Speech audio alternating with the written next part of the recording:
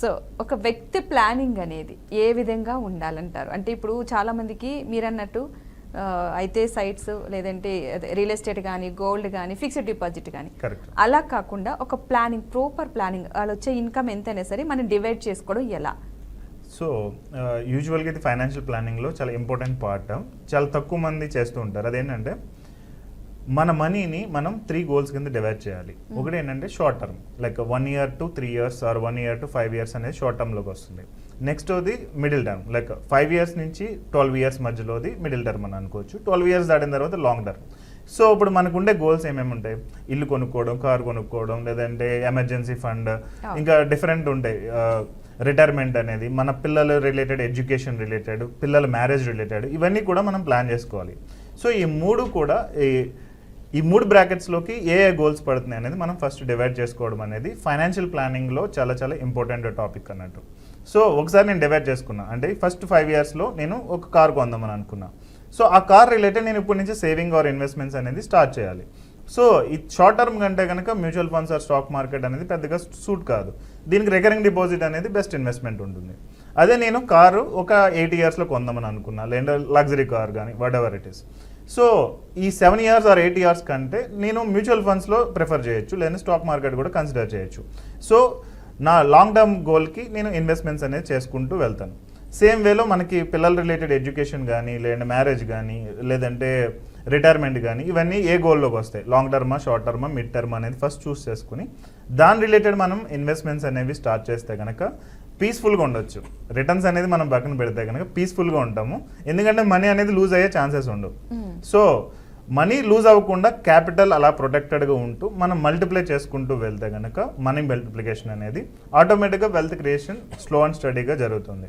అలా కాకుండా నేను హై రిటర్న్స్ని చేసి క్రిప్టోలో పెట్టాను, లేదంటే స్టాక్ మార్కెట్లో పెనీ స్టాక్స్ అని ఉంటాయి, లేదంటే ప్రీ ఐపీఓ సెగ్మెంట్లో కొన్ని స్టాక్స్ ఉన్నాయి. ఇలాంటి వాటిలో నేను వెళ్ళి షార్ట్ టర్మ్ ఒక 3 yearsకి 5 yearsకి డబుల్ అయిపోతుంది, లేదంటే 10 times అవుతుందని ఎవరో చెప్పారని చెప్పి ఇన్వెస్ట్ చేసామని అనుకోండి, మొత్తానికి లూజ్ అయ్యే ఛాన్సెస్ ఉంటాయి. మనం ఈ ప్రైమరీ గోల్ మీట్ అవ్వడం, లాంగ్ టర్మ్ గోల్ మీట్ అవ్వడం, మిడ్ టర్మ్ గోల్ కూడా చాలా స్ట్రగుల్ అవ్వాల్సి వస్తుందండి. ఓకే ఓకే తేజ గారు, ఎవరైనా సరే ఇప్పుడు కొంతమంది ఎవరైనా పెట్టుబడిదారులు ఉన్నారు, ఇన్వెస్ట్ చేయాలనుకుంటున్నాం, వాళ్ళకి ఇచ్చే మీరు సజెషన్ ఏంటి? ఎలా ఎటువైపు నుంచి స్టార్ట్ చేయాలంటారు? మీరు బిగినర్ అయితే ఫస్ట్ నేను లాస్ట్ టైం చెప్పినట్లు మ్యూచువల్ ఫండ్స్లో ఇన్వెస్ట్ చేసుకోవాలనుకుంటే టైమింగ్ లేదనమాట. ఎప్పుడైనా సరే మీ సేవింగ్స్, మీ ఇన్కమ్లో 20% అనేది మీ సేవింగ్కి వెళ్ళాలి. ఇద్దరు సేవింగ్ కానీ లేదా ఇన్వెస్ట్మెంట్ కానీ దేనికో దానికి పంపించాలి. 20% మీరు 1 lakh ఇన్కమ్ ఎర్న్ చేస్తుంటే 20,000 అనేది మీరు పక్కన పెట్టేసాను. ఫస్ట్ 1 lakh రాగానే 20,000 ఫస్ట్ ఇన్వెస్ట్ చేసి మళ్ళీ రిమైనింగ్ అమౌంట్లో ఎక్స్పెన్సెస్ స్పెండ్ చేసుకుంటే బెటర్ అనమాట. ఇంకా మ్యూచువల్ ఫండ్స్ గురించి ఆలోచిస్తుంటే ఇప్పుడు మార్కెట్లో త్రూ అడ్వైజర్స్ వెళ్ళే వాళ్ళు కొంతమంది ఉంటారు, వితౌట్ అడ్వైజర్స్ వెళ్ళే వాళ్ళు కొంతమంది ఉంటారు అనమాట. ఇప్పుడు మార్కెట్లో 100 funds ఉంటే 100 fundsలో ఇండెక్స్ ఫండ్స్ అని మాట్లాడుతున్నాం కదా, ఇండెక్స్ ఫండ్స్ని బీట్ చేసేటివి 10 funds అనమాట. 90 funds ఇండెక్స్ని కూడా బీట్ చేయట్లేదు. ఎగ్జాంపుల్ ఏంటంటే ఒక ఇండెక్స్ 15% రిటర్న్ ఇస్తాను అనుకోండి సిఎస్ఆర్, 90 funds 15% కూడా బీట్ చేయట్లేదు అనమాట. 15% కూడా తక్కువే వస్తున్నాయి రిటర్న్స్.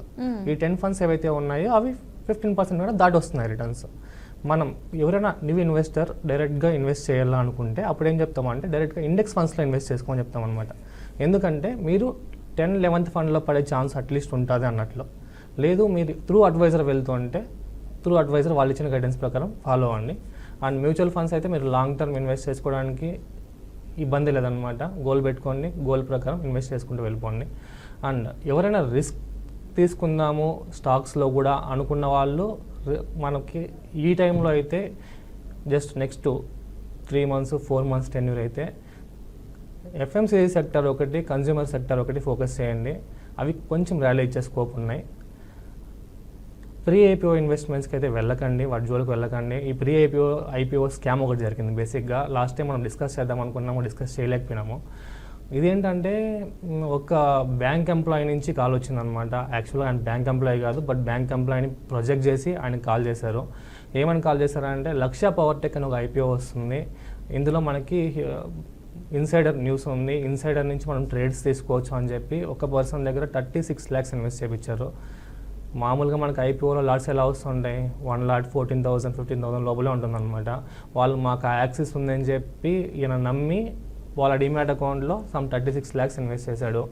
లిస్టింగ్ గెయిన్సే మనకి అరౌండ్ 300% 200% చూపించారనమాట. 1 crore ప్లస్ చూపించారు. ఇంకా 1 crore ప్లస్ దాన్ని రిడీమ్ చేసుకోవడానికి ట్రై చేస్తే అప్పుడు ఆయనకు తెలిసిన విషయం ఏంటంటే వాళ్ళు మళ్ళీ అమౌంట్ ఏదైతే ఉందో అది వాళ్ళు ఇచ్చిన డిమాట్ అకౌంట్లోకి వచ్చింది, బట్ రిడీమ్ చేసుకోవడానికి రావట్లేదు. ఏదో ఎక్స్ట్రా రెగ్యులేషన్ ఇష్యూస్ ఉన్నాయని చెప్పి ఛార్జెస్ కట్టమన్నారంట. అప్పుడు వాళ్ళ ఫ్రెండ్ మాకు ఫోన్ చేశాడు అనమాట, అసలు ఏంది పరిస్థితి అంటే నేను చెప్పాను అప్పుడు ఇది కంప్లీట్ ఫ్రాడ్ అండి, ఈ రెగ్యులేషన్కి మళ్ళీ 25 lakhs కట్టమంటారు, అది కడితే అది కూడా వెళ్ళిపోతుంది, మీకు అమౌంట్ వచ్చేదానికి స్కోప్ లేదు అని చెప్పి ఇంకా దాన్ని అక్కడికి ఆపించామన్నమాట. ఇలాంటి ఫ్రాడ్స్ మార్కెట్లో జరుగుతున్నాయి. ఐపీఓ ప్రీ ఐపీఓ ఫ్రాడ్స్ కొంచెం చూసుకోండి. ప్రీ ఐపీఓ మార్కెట్లో స్టాక్ ఉన్నదానికన్నా ఎక్కువ వాల్యుయేషన్లు అమ్ముతున్నారు, అది ఒకటి గమనిస్తే మంచిదండి. ఓకే రైట్ అండి. ఒక కాలర్ తీసుకుని కంటిన్యూ చేద్దాం. వైజాగ్ నుంచి లక్ష్మణరావు గారు నమస్తే అండి. ఓకే, ఎంత ఇన్వెస్ట్ చేశారు మీరు దానిలో? మేము 78 లో చేసాం సార్. 78. ఎంత మనీ ఇన్వెస్ట్ చేశారు? 3 lakhs సార్. 3 lakhs. ఓకే, మీరు ఎక్స్పెక్ట్ ఎంత చేస్తున్నారు? లేదనుకుంటే కంటిన్యూ చేయొచ్చా అండి అని. ఓకే, సో దాని ఎన్ఎస్సి కోడ్ చెప్పగలరా ఒకసారి? సార్ దాని ఎన్ఎస్సి కోడ్ చెప్పగలరా? కూడా అంటే అవకాశం చెప్తారు. ఎందుకంటే ఇవి మనం సెట్ చేస్తున్నప్పుడు ఈజీగా దొరకు, రీసెంట్లీ లిస్టెడ్ కదా, దాని హిస్టరీ క్రియేట్ అవ్వడానికి కొంచెం టైం పడుతుంది. ఎస్సీఏ LLION. ఎస్ సార్ ఓపెన్ అయిందా? ఓపెన్ అయిందండి. 184 కరెంట్ ప్రైస్ 184లో ట్రేడ్ అవుతుంది, అదే కదా? అవును సార్ అదే సార్. రైట్ అండి, ఒక్క నిమిషం అండి. 50-day moving average 200-day moving average కన్నా అప్పే ఉంది. And company almost debt free company అండి. అండ్ రీసెంట్గా డెట్ కూడా రెడ్యూస్ చేసింది. ఓకే. అండ్ మీరు ఈ క్వార్టర్ చూసిన తర్వాత దాని మీద డిసైడ్ చేసుకుందామండి ఫ్యాక్టర్. ఎందుకంటే లాస్ట్ జూన్ క్వార్టర్తో పోలిస్తే ఈ జూన్ క్వార్టర్ మీకు రెవెన్యూస్ బాగానే పెరిగినాయి. ప్రాఫిట్ కూడా 8 crores నుంచి 10 crore పోస్ట్ చేసింది. నెక్స్ట్ మీకు ఇయర్ ఆన్ ఇయర్ గ్రోత్ ఉందన్నమాట, క్వార్టర్లీ గ్రోత్ ఉంది కంపెనీలో. జస్ట్ ఈ క్వార్టర్ చూసిన తర్వాత దాని మీద డెసిషన్ తీసుకుందామండి. అవునండి. ఓకే అండి. నెక్స్ట్ ఇంకో company quadrant future tech sir. ఏదండి? క్వాడ్రెంట్ QA క్వాడ్రెంట్ అర్థమైందండి. Quadrant future tech. అవును సార్. 472 ఉంది అండి, అదే కదా? అదే సార్. దాంట్లో 1 lakh ఇన్వెస్ట్మెంట్ చేశాను, 550 చేశాను సార్. రైట్ నౌ అయితే దాంట్లో అంత ఇది లేదండి, అంత పాజిటివ్ మొమెంటం చూపించట్లేదు అనమాట. స్టాక్ మీరు కొత్తగా ఏం పర్చేస్ తీసుకోకండి. అండ్ కంపెనీ ప్రతి క్వార్టర్ లాసెస్ పోస్ట్ చేస్తుంది, బెటర్ ఎగ్జిట్ అండి. ఓకే అండి. ఓకేనండి లక్ష్మణ్ గారు, ఇంకేమైనా డౌట్స్ ఉంటే కనుక వాళ్ళ పర్సనల్ నెంబర్స్ మీకు స్క్రీన్ మీద కనిపిస్తున్నాయి కదా, ఆ నెంబర్స్కి కాల్ చేయండి, పూర్తి ఇన్ఫర్మేషన్ అయితే ఇవ్వడం జరుగుతుంది. ఓకే రైట్, థ్యాంక్ యూ అండి వాసు గారు, తేజ గారు, ఈరోజు మా స్టూడియోకి వచ్చేందుకు థ్యాంక్ యూ సో మచ్ అండి. Thank you. సో చూసారు కదండి, ఇది నాటి బీఆర్కే మార్కెట్ బస్. నమస్తే.